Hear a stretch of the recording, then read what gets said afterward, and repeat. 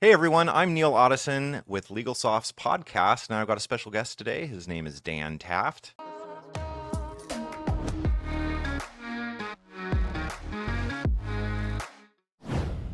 Hey Dan, how's it going? Going great, Neil. Thanks for having. Absolutely. You want to give us an introduction of who you are?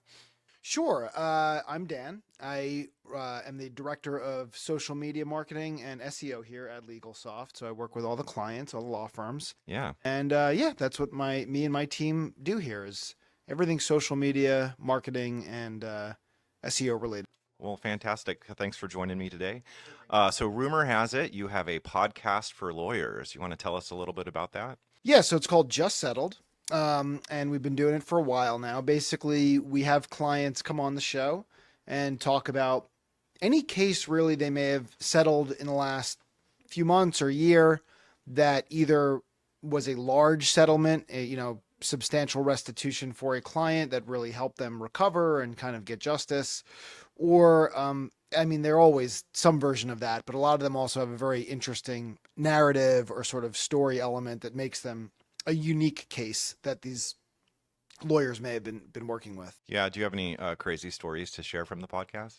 Yeah, so one that definitely jumps out is from a client of ours, who his client was part of a motorcycle club and was at a rally in Alabama where a fight broke out and she was actually shot by a stray bullet. She wasn't involved in the skirmish, but there was a lot of people there, and and she actually was really injured. I want to say, I'm trying to remember if she was paralyzed, but there was like a genuine, years long, very serious. I think she actually did lose some mobility, and basically she was hesitant to kind of file suit because she was part of this motorcycle club, and it's a large international motorcycle club with chapters and everything. And anyway, that was one that was sort of interesting, and they ended up trying to kind of lowball her and give her a very low settlement, and she ended up getting a very large, Wow. multi-million dollar settlement for Wow. her pain and suffering, and was able to really kind of make sure she was taken care of Yeah, through yeah, her life. absolutely. It's how much is your mobility really worth? Yeah, it's just random freak accidents like that. It's pretty wild. Wow. So help me understand, why was Just Settled just started? Yeah, so we wanted to kind of create a platform to showcase lawyer clients who have, again, just a lot of them have very interesting cases. Obviously, there's a reason why there's so many movies about lawyers and TV shows about lawyers. People are interested in the day to day and kind of what lawyers get into. So this was just kind of an opportunity for our clients to talk about what they're experiencing, who they're helping, how they're helping them, and that was really just the idea. Yeah, who's the target audience for your podcast? For people that work in at law firms, but it also could be anybody really. I mean, obviously settlements are typically tied to personal injury cases or medical malpractice or wrongful death, or sometimes they can be divorced cases that we're talking about. But the bottom line is, it's really anybody could come to a situation where they're having to hire a law firm and try to seek financial restitution. And Yeah. Yeah. Do you find any like common themes that are coming out of your podcasts? yeah, one common theme is certainly, people I think have a certain perception of what a personal injury lawyer, or an accident lawyer may do, or how their firm may work. But I think it's very different when you actually get to know the inner workings of these firms and how they really are the front lines of helping people who, in a lot of cases, have been really hurt, or again, sometimes wrongful death. Someone is loses their life. I mean, these are just they're very serious situations that these law firms are dealing with on a very on a daily basis. Yeah. And these clients, when they come to them, some of them are very vulnerable. So it really is. It is about the money in a way, but it really is about protecting these people, where in a lot of cases the entities or people that they may be going up against could be hospitals, could be law enforcement. I mean, a lot of them are obviously car accidents and things like that, but could be a truck accident from a giant corporation. These Sometimes you're coming up against very powerful litigators on the other side. And again, if you're just an individual person who's like, wow, my life has been altered permanently from this injury or from this wrongful death, and technically no amount of money is going to really solve it, but I do need as much as possible. It could be a big mountain to climb. So, Yeah, it's a delicate little dance. mhm, The foundation of law and the purpose of law is to do right, sure. and set a standard for the future. But it's also a delicate dance, Hmm. with kind of the the politics and the promotion of said case. I remember, gosh, was it the 80s when that coffee spill on the ladies from McDonald's, became a big hot topic. Not, I think everyone was astounded on how much money she received, but it was truly like she was very, very injured from this coffee. Yeah, so that was a tort reform case. I actually know a lot about that case from there was a great documentary that was made about that called Hot Coffee. And you're That's a good one to point out because right, the public perception of that case was that it was a ridiculous case and that it should be thrown out. But the reality of that woman's injuries, she was an older woman. I think I can't remember. I want to say at least in her 60s, if not 70s, and I mean she was really horribly injured by that incident. And then again, McDonald's is a huge multinational corporation. I mean, you talk about going up against an army of lawyers who will, I mean, probably part of that PR campaign of that it was a case that should have been thrown out that may have come from McDonald's. I don't know, but it's a good one to bring up because right, it's a little guy against a giant entity, and you know that was one case, but people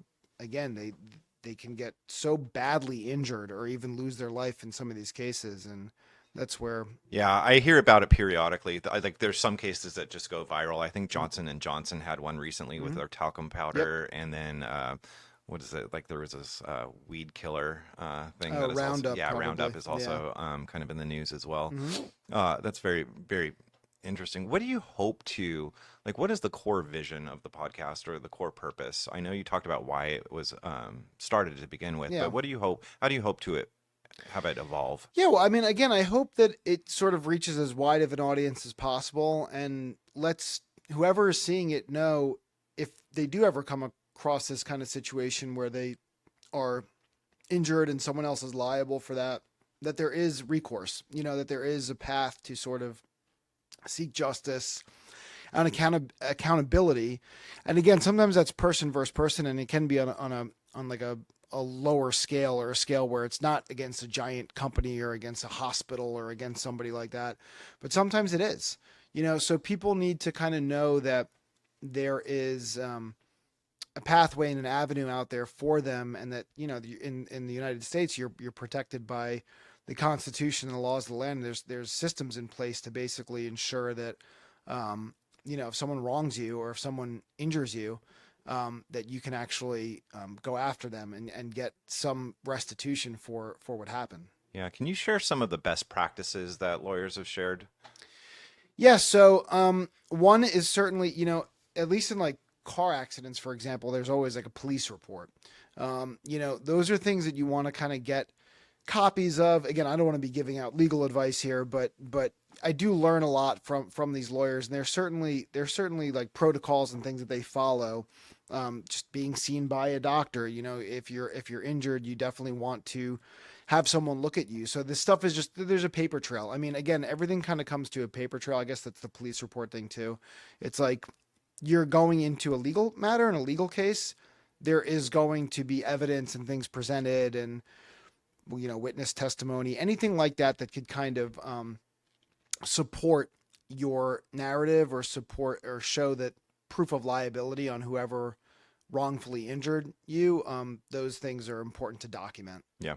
What would you say are some of the biggest challenges that lawyers have to deal with in these cases? Again, I think the biggest challenge is opposing litigation because you just don't necessarily know who that is, and maybe in some cases it's someone that they can, you know, steamroll. I don't know, but in a lot of cases that I've heard, especially again with like hospitals or again like the McDonald's thing that you brought up, you can imagine sometimes you're going up against an absolute, behemoth. behemoth, Yeah, yeah. absolutely. I mean, even I think about a few years ago, Tracy Morgan, the comedian, was injured in the East Coast in I-95, I think, in like a truck accident from Walmart. It was like a Walmart truck. Walmart's one of the largest companies in the world. I literally think they're like a top 5 or 10 net worth company in the world. And he's a celebrity, sure, but still, when you're going up against that legal team, you're going up against Walmart's legal team. It's like, that's not an easy task. They're put together to basically get rid of these kinds of problems. So, and hospitals or law enforcement or anybody who may have like very powerful legal protection. A lawyer could really be up against a very difficult uh, opposition. So Yeah, that's very interesting that is the dance. I feel like that's the same with like insurance companies mm-hmm. when you try and file a claim Right. for a car accident or whatever. On the flip side, I would also venture to say there's probably challenges around clients who don't really have a justified case that continue want to pursue. Yeah, How often does that happen? I'm sure it happens a lot. Again, I can't speak to actual numbers just because I'm not Sure. inside these law firms, but the reality is, I think when this stuff comes across their desk, they know pretty quickly whether it's a case or not. So, people may come with an incident or say, "Hey, this happened to me." That doesn't automatically mean it's an actionable case. And I think that's where things like the documentation and those types of things do come into play. Another thing that I could, again, not to give to give advice out here, but like dash cams, right, are a newer technology that now you're seeing in a lot of cars. A dash cam could be a good thing to have just as an individual to do this, to show in case this does ever happen. If you have video footage of what happened in an accident, that's strong evidence. So anything like that, I think, is helpful in terms of justifying these cases. Great. So how long have you been doing this podcast for? Podcast has really only been running a few months. Okay. It's pretty new. So I've personally been working with law firms on marketing, web design, SEO, social media for about 15 years. I started right before 2009. So I've been working with lawyers a long time in terms of just branding and kind of getting their messaging out and crafting messaging. But the podcast itself is newer. Okay. If I'm a lawyer and I want to be part of this podcast, how would I get in touch with you? Can always reach out to us. My email is socialmedia@legalsoft.com. You could always visit us at the website at legalsoft.com, or visit any of our social media channels and DM us, and we will get you set up. Great. And how often do you do the podcast? As often as I can. Okay. Usually it's at least like once a week or close to once a Yeah. week. But we're ramping up again. I'm kind of getting more people now showing, wanting to be guests on the show. Great. And yeah, so Awesome. Any upcoming guest you're very excited about or a case you're excited to hear? we just recorded a really good episode this past week with David Cohan from DC Law. I think that's going to be a great one that people will really enjoy. And then, yeah, we have a few more guests coming up here in the next week or so. Justin Blitz is a returning guest, Mike Bell, Pena and Bromberg. We have a few that are going to be coming up that I think will be really good. Fantastic. And where can I find your podcast if I want to You listen can to it? find us on Instagram at Just Settled Case. That is our handle there. Or at YouTube as well, Just Settled Case. You will find us on either. But Instagram is our main platform where we're promoting. Fantastic. Yep. So can you tell me what lawyers would expect when doing a Just Settled podcast? Yeah, I think the idea is for them to reach new audiences and hopefully, get more cases, which could obviously lead to more revenue for the law firm and just kind of more word of mouth referrals and things like that. Great. Any success stories from that? Yeah, again, we're just getting started, but we have built up the audience quite a bit. We're actually about 5 times as large as we were just a few months ago in terms of following. We are starting to kind of promote these posts and put a little bit of promotional money behind them to push them out. But yeah, I think it's going to build up a lot over the coming months and kind of be, just snowball. Fantastic. Is this shareable on their websites or for their brand recognition? Absolutely. Yeah. We cross post, we tag them, everything. So every time new content goes up and it's featuring a lawyer, they're going to be cross posted. Great. Well, Dan, thank you so much for hopping on today's podcast today, and best of luck with your Just Settled podcast in the future. Thanks so much, Neil. It was great being on. I hope to be on again soon. Likewise. Well, thank you everyone for hopping on the Legal Soft podcast today. It's great having you. Like always, please like and subscribe and comment. We want to hear your feedback. We want to know what you want to hear from future podcasts, and we really appreciate any comment that you have to give.